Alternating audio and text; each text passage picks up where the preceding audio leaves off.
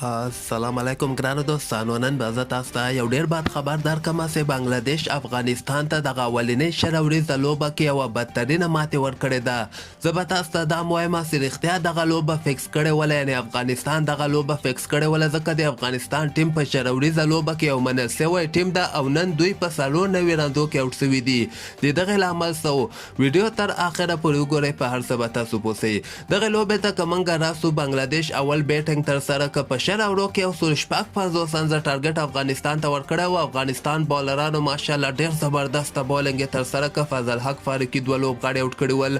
بل طرف ته رشید خان هم یو لوبغاړی آوټ کړی و. په 4 اوورو کې صرف 15 رنزه ورکړي ول. عظمت الله عمرزیم ډېر ښه بالنګ ترسره کړی و. د بنګلادیش 2 لوبغاړي آوټ کړي ول او قیس احمد هم بیا یو لوبغاړی آوټ کړی و.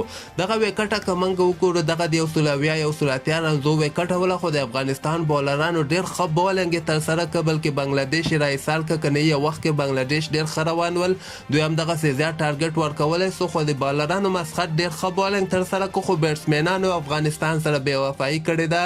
بیټسمینانو هغسې سټارټ وانخیسته، خاص کر حضرت الله عزازی او رحمان الله ګوربز، او بل طرف ته درویش رسولي او کریم جنت هم په دغه لوبه کې ناکامه سوي ول. ولانزو کې 4 لوبغاړي آوټ سول، نو دلته خو د لوبې فیصله وسوله. همدغه ځای کې د افغانستان د لاس نه دغه لوبه ووتله.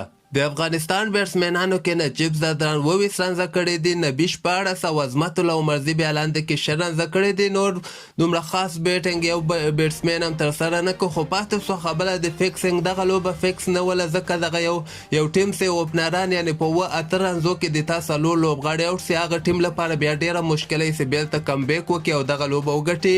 نو د فکسینګ خبرې څومره افغانان یا څومره خلک هم چې کوي، دغه کې هېڅ کوم قسمه حقیقت نسته ده. دغه کرکټ د لوبه کې دغه راځي ګټ او بیلر راځي، خو خاص کر دغه 2 اوپنران حضرت الله عزازی او رحمان الله ګوربز، دغوی باید افغانستان ته ښه سټارټ اخیستلی و. خپل نظر هم لاندې ما سره په کمنټ کې شریکولی سئ.